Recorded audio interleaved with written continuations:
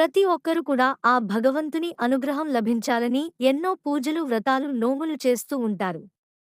కాని కొంతమంది ఎన్ని పూజలు చేసినా భగవంతుని అనుగ్రహం లభించడం లేదు అని ఎంతో బాధపడుతూ ఉంటారు. ఈ సమస్యకు పరిష్కారం కావాలి అంటే మీరు పూజ చేసే సమయంలో ఏమైనా తెలియక పొరపాట్లు చేస్తున్నారేమో ఒకసారి చూసుకోవాలి. అవేమిటో ఇప్పుడు ఈ వీడియోలో మనం తెలుసుకున్నాం. మొదటిగా ఇంట్లో నిత్యం దీపారాధన చేసేవాళ్ళు అసలు నిత్య దీపారాధన పూజా విధానం ఖచ్చితంగా తెలుసుకోవాలి. ఈ విధంగా పూజా విధానం తెలుసుకునే పూజ చేయడం వలన ఆ భగవంతుని ఆశీర్వాదం అలానే ముక్కోటి దేవతల ఆశీర్వాదం మీకు లభిస్తుంది. ఇంటిలో ఈశాన్యం మూలన ఏర్పాటు చేసుకోవాలి. ఈశాన్యం మూలన కుదరని వాళ్ళు ఉత్తరం దిక్కున ఉండేలా ఏర్పాటు చేసుకోవాలి. పూజా గదికి ఎల్లప్పుడూ కూడా తలుపులు ఉండేలా చూసుకోవాలి. తలుపులు లేని వాళ్ళు చిన్న కేర్టెన్ అయినా ఏర్పాటు చేసుకోవాలి. అలానే పూజకు ఉపయోగించే పూల విషయంలో కూడా కొన్ని జాగ్రత్తలు తీసుకోవాలి. వాడిపోయిన నలిగిపోయిన పూలను పూజకు ఉపయోగించకూడదు. అలానే నేలరాలిన పూలను కూడా పూజకు ఉపయోగించకూడదు. అలానే పక్కింటి వాళ్ళు పూలను కోసే సమయంలో ముందుగా వాళ్ళ అనుమతి తీసుకుని ఆ తర్వాతే పూజగా ఉపయోగించాలి. అలా ఆ ఇంటి వాళ్ళ అనుమతి తీసుకోకుండా పూలను కోయడం వలన పూజ ఫలితం వాళ్ళకి వెళ్ళిపోతుంది. మీరు ఎంత పూజ చేసినా కూడా ఆ పూజ ఫలితం మీకు లభించదు. ఆ పూజ గదిలోని పూలని అలానే ఉంచడం వల్ల మీ ఇంట్లో నెగెటివ్ ఎనర్జీ పెరిగిపోతుంది. ప్రతిరోజు కూడా పూజ చేయడం వీలు కుదరని వాళ్ళు వారిలో కనీసం ఒక్కరోజైనా ఇంట్లో దీపాన్ని వెలిగించాలి. అది కూడా శనివారం రోజు ఇంట్లో దేవుని పటాలని పూజాగదిని శుభ్రం చేసుకుని దీపారాధన చేయడం వల్ల మీ ఇల్లు ఐశ్వర్యంతో నిండిపోతుంది.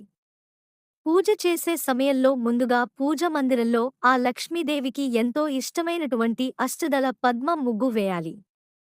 ఇలా అమ్మవారికి అష్టదళ పద్మ ముగ్గు వేసి పూజ చేయడం వల్ల మీ ఇల్లు అష్టైశ్వర్యాలతో నిండిపోతుంది.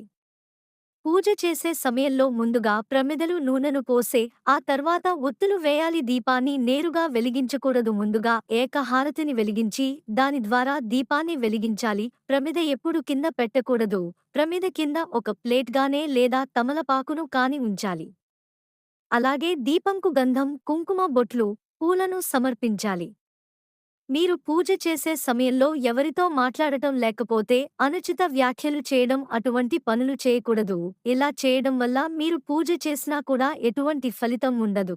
అలానే వచ్చిరాని మంత్రాలు చదివి పూజ చేయకూడదు. అలా చేయడం వల్ల పూజ వల్ల సానుకూల ఫలితాలు రావు. ఇంట్లో ఆడవాళ్లు చేసే పూజ కన్నా మగవాళ్లు చేసే పూజకే పుణ్యం ఎక్కువగా లభిస్తుంది. ఆడవాళ్లు చేసే పూజ వల్ల అది కేవలం తమ పిల్లలకే లభిస్తుంది. అదే మగవారు పూజ చేయడం వలన ఆ కుటుంబం మొత్తానికి కూడా ఆ పూజ ఫలితం లభిస్తుంది. పూజ చేసే ముందు ఇంట్లో ఉన్న శుభ్రంగా ఉంచాలి. ఎటువంటి దుమ్ము ధూళి లేకుండా శుభ్రంగా ఉండేలా చూసుకోవాలి. అలానే పూజ చేసే ముందు ఖచ్చితంగా తల స్నానం చేయాలి. అలానే చినిగిపోయిన మాసిపోయిన బట్టలు వేసుకుని పూజ చేయడం వలన మీరు చేసిన పూజకు ప్రతిఫలం లభించదు. అలానే పూజ చేసే సమయంలో పొరపాటున కూడా నలుపు రంగు వస్త్రాలను ధరించకూడదు. మన హిందూ సంప్రదాయంలో పూజ సమయంలో 2 కుందులలో దీపాన్ని వెలిగించాలి. ఒక్క ప్రమిదలో దీపాన్ని ఎప్పుడూ కూడా వెలిగించకూడదు. శుక్రవారం రోజు పూజ చేసే సమయంలో ఆ లక్ష్మీ అమ్మవారి ముందు పసుపు కుంకుమ ఉంచి అష్టోత్తరం పఠించండి.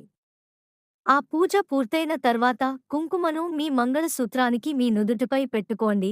ఇలా చేయడం వల్ల మీ భర్త నిండు నూరేళ్లు దీర్ఘాయుషుతో ఉంటారు. పూజ పూర్తయిన తర్వాత ఆ భగవంతునికి నైవేద్యంగా చిన్న బెల్లం ముక్క పెట్టినా సరిపోతుంది. ఆ తర్వాత హారతి ఇచ్చి ఆ పూజాగది తలుపులు మూసే ఒక 5 నిమిషాల వరకు అలానే వదిలేయాలి. ఆ తర్వాత మరల పూజ గదిలోనికి వెళ్లి భగవంతునికి సమర్పించిన నైవేద్యాన్ని ప్రసాదంగా ఇంట్లో ప్రతి ఒక్కరు కూడా స్వీకరించాలి. మన హిందూ సంప్రదాయంలో తులసి మొక్క విశేషమైన స్థానం ఉంది. ప్రతి ఇంట్లో కూడా తులసి మొక్క ఉండేలా ఏర్పాటు చేసుకోవాలి. తులసి మొక్కలేని ఇల్లు అసంపూర్ణంగా ఉంటుంది. ప్రతిరోజు కూడా తులసి మొక్క ముందు చిన్న దీపాన్ని వెలిగించిన చాలు మీ ఇల్లు అష్టైశ్వర్యాలతో నిండిపోతుంది. ఈ వీడియో మీకు నచ్చినట్లయితే లైక్ చేసి షేర్ చేయండి. సబ్స్క్రైబ్ చేయండి.